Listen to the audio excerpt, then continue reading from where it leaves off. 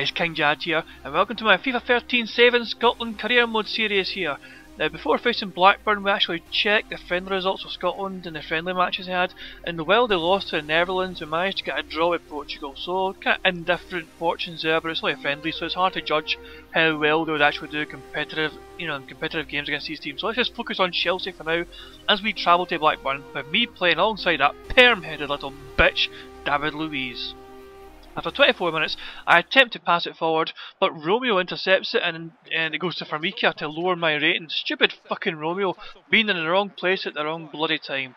I then cripple Formica as Rose comes close to scoring, but Courtois denies him and I'm booked for my challenge on Formica, which ends his game.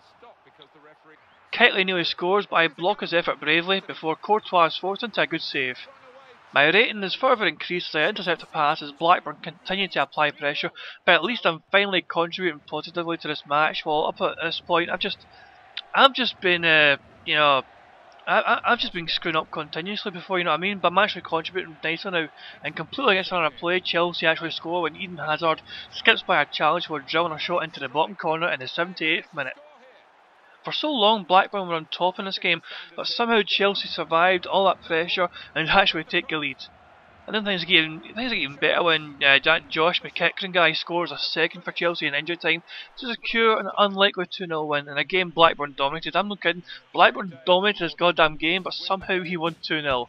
Personally, it was a poor performance for me. My in-game rating was a miserable 6.1, but now we must focus on a big match in the quarter-final of the Champions Cup against Juventus.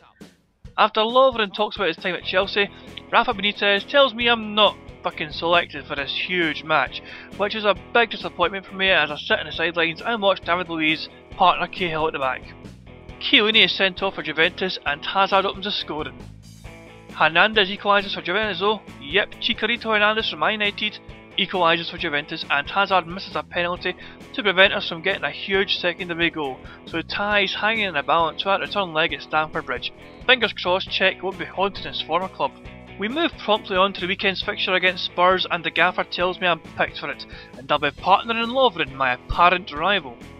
Sturridge scores early on at the near post and I do a breakdance to celebrate this bright start for the Blues, before I block a shot, but Lovren was fouling Defoe to concede the free kick initially. From this, Courtois is forced into a good stop, and right before half time a huge long ball finds Defoe, but somehow Courtois does enough to stop him and we go into the break still goal up. But hang on a fucking minute, time to overanalyse this motherfucker. What sort of EA bullshit was that? Looking back at it, I'm a bit forward from my position, but I'm not that far, but far enough for the game to automatically launch a huge ball up to Defoe. Lovren looked like he was a bit too slow to try to put offside trap, and Defoe can only dream of having a first touch like that. This is what legendary mode is all about, and personally I don't mind the opponents being this intelligent, but why the fuck do your teammates never show this sort of fucking intelligence when they're trying to fucking attack? This is what infuriates the fuck out of me while playing career mode. I don't mind a challenge, but don't dumb down my teammates, EA, you lazy pricks. Into the second half, I win a header after an hour to stop a Spurs attack as they chase an equaliser, before heading it behind for a corner a couple of minutes later. Luis Suarez replaces Defoe after this. Aye, Suarez went to Spurs in my career mode, but it's Chelsea who score again when Cocker's clearance goes as far as Hazard, who volleys it in at near post to double our advantage. I tackle Dembele after 81 minutes as Spurs look for a way back into this tie before I tackle Suarez in injury time as the game ends 2-0 to Chelsea. It was a nice team performance and personally I was sold too as I left with a rating of 8. While I didn't meet my average rating expectations, I was able to meet the other two requirements as we look at what's asked of me for the next 4 league games. The second leg of the Champions Cup quarter-final is here, and once more I'm not selected. With the game delicately poised at 1-1, I feel annoyed I'm not taking part in this fucking game to try and stop Juventus from scoring away goals. Once more, Cahill and David Luiz partner at the back, and 2 quick goals make it all even before half time. Juventus, however, score a late winner, though, with that guy's name I can't really pronounce. I'll try though. Giaccherini? I don't know. But we'll lose 2-1 at home, 3-2 in aggregate, and randomly the news talks about Czech slumping form for Chelsea, despite him having just played against us for Juventus. Stupid EA. But yeah, no European glory for Chelsea, and that's just the way it is. I'm picked for a game against Stoke, and I'm told about the threat of Kenwyne Jones as I partner Lovren once more. After 7 minutes I hook a lobbed through ball away, and I feel comfortable defending against this long ball method as my head in the solid. But sadly, Stoke open the scoring when Walter smashes a rebound into the back of the net. But wait a fucking moment there. Ashley Cole, you dirty son of a bitch. What the fuck were you doing there? Let's look at your oh so valuable contribution to Stoke's goal. He's ahead of Walters when the header's made, and he's still ahead of him when it's fucking saved. But his ability to stand still and let people walk past him to get rebounds in just highlights my point about EA dumbing down your own teammates. So I win a big head after 66 minutes, but Chelsea couldn't do anything right at the other end of the pitch, missing chance after chance. For Chelsea's shit performance, we deserve this loss. Again, there's not a lot I can do when my teammates are letting me down. My in-game rating was 6.7 and I just want the season to end. I am miserable playing for Chelsea. I'm not picked for a midweek clash with Newcastle with David Luiz and Cahill starting, and Hazard opens a scoring from the penalty spot after half an hour. He scores again when the hour mark, and Vikic's goal was nothing but a consolation. Specialist McEachran restored a 2-goal advantage to end the game 3-1. We're in the top 3, and hopefully we can hang on to third at least, as Arsenal are breathing heavily down our necks. We're home to Norwich, and I know I'll be slighted for this, and yet again I'm alongside Lovren. I only hope my teammates play better and it doesn't take long for a stroke of luck to go our way, as Benzema accidentally sets up McEachran for a header after just 8 minutes to open the scoring. Immediately after this though, Lovren gives it away from a short throw out, and Vaughan plays a 1-2 with Houlihan, but Courtois makes the save. I attempt to clear the rebound away and it hits Courtois, but he eventually gathers. I win ahead after 25 minutes and my rating's pretty solid at this stage. After 41 minutes I make a mistake when I let Vaughan slip away from me, but I recover amazingly to make his last gas slide tackle. Perfectly timed as he was about to shoot, and I just denied Norwich a huge chance to equalise. Definitely deserved a second look there. That was one of the best tackles I have ever made in my career. And the slide tackle is something I should try and perfect in future, as I rely far too much on the stand tackle. After an hour, this header lifts my rating up to 9.4, and it's games like this that make me playing. It makes playing this game worthwhile. Games like this. I'm obviously having a positive contribution and impact to my team, and my team's not fucking things up for me for once. Chelsea double our lead when McEachran smashes one into the top corner, and I decide to shush the referee. You little bitch. You were the closest person for me to taunt. Suck it. Even Benzema scores for us, and he ain't fucking scored for ages. The game ends 3-0, and my rating was 8.3 due to me being a little bit daft near the end of the game trying to get a goal for myself. But still a very nice win for us, and the media reports Benzema finally scoring after a 7-game drought. Let's not waste time though, let's go right into next week. I am picked to play against Wigan. Oh look, Kone's apparently a threat. Me and Lovren will deal with him. We look at the league table before kicking off to see that City are top by 4 points ahead of United. Newcastle are behind us by 4 points as we hang on to third, and it'd be nice to stay firmly in the top 3. At the start of the game I get a random achievement for aggression called Seal Out. This confuses the fuck out of me, so after we score this early goal from McEachran, I pause the game to find out what the fuck I just did to earn that accomplishment.